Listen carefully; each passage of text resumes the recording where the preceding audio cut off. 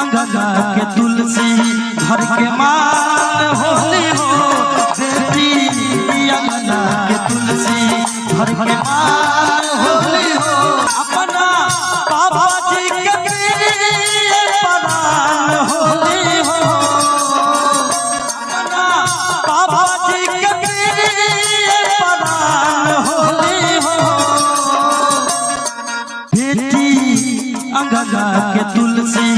घर के मान होली हो बेटी अंगना के तुलसी घर के मान होली हो बेटी अंगना के तुलसी। सरकार की कृपा कथा में बेचारा 11 महीना रहता है हमेशा। पहले के पूर्व जन्म के पाप से हरि चर्चा ना सुहाए। अगर केहू नहीं खे माने तो ओकरा में दोष नहीं खे ओकर पूर्व जन्म के कमाई है ओकरा चर्चा में सुहाग नहीं खे। केहू कहता कि हम नास्तिक हनी केहू कहता हम आस्तिक हनी प्रमोद भैया उ तो तू भैया हो हम जानते बन लेकिन देखिए इहो पूर्व जन्म के कमाई है तो नास्तिक बात बुझाता कहे का बेटी सृष्टि के साथ सारा जग के हो सिंगार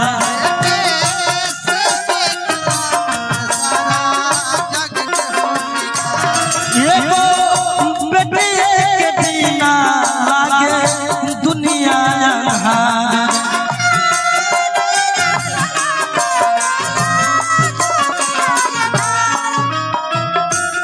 बेटी सृष्टि के साथ सारा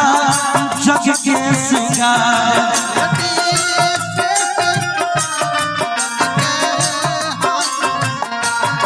एगो बेटी के बिना लागे जिंदगी अन्हार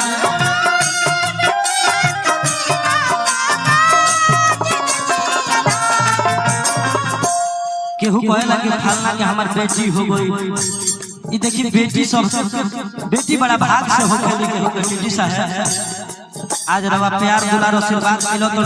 रवा भाव मिलो तो बड़ा गुरु की कृपा बड़ी है। बेटी ईश्वर के दिन हमारे नन होली हो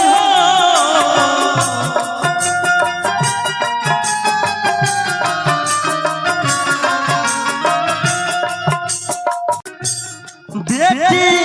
ईश्वर के दिन हमारे नन होली हो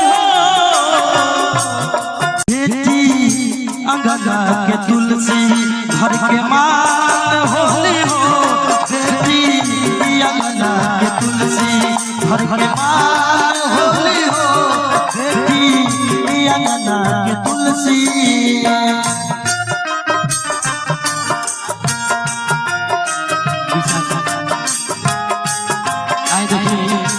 विशाल कुमार यादव की तरफ से बहुत बहुत रुपए का पुरस्कार मिला।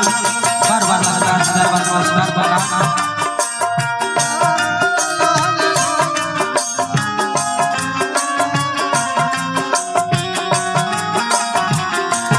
बेटी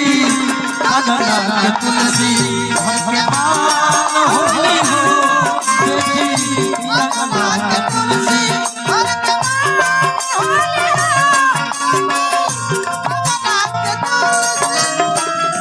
और लास्ट लाइन का जेकरा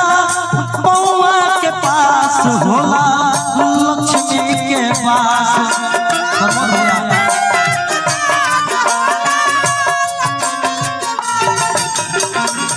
लो भैया आए देखिए हमारे वकील साहब की तरफ से बहुत बहुत रुपया का पुरस्कार मिलल। बार बार चरण में लगातार 1000 बार नमस्कार प्रणाम रहे आशीर्वाद की कामना रही।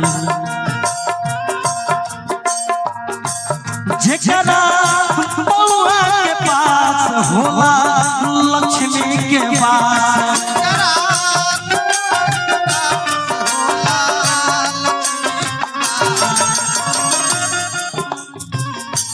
कहे धीरेन्द्र कृष्ण यादव लोगवा कर दी सवास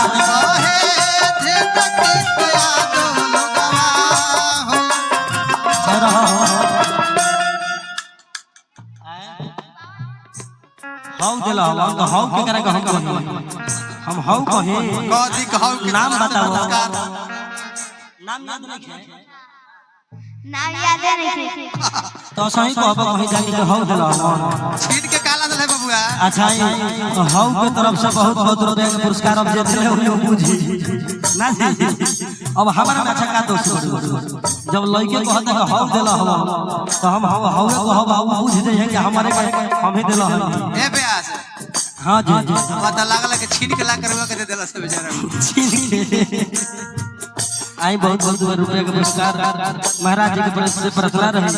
घर में लइका पढ़ ले के डॉक्टर इंजीनियर हो जाए कोई है धीरेन्द्र कृष्ण यादव लोगवा कोन दी सवास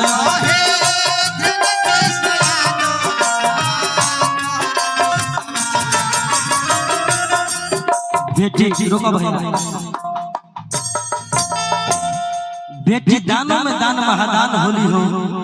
बेटी अंगना के तुलसी घर के मान होली हमर लव जी सारा करते हैं एगो लव जी के बहुत फेवरेट गाना हो हम गाइला तो लव जी बड़ा प्यार से एकरा के सुनी ले एकरा के बहुत करते रहो आई तबला आई राउर एगो फरमाइश हम पूरा करते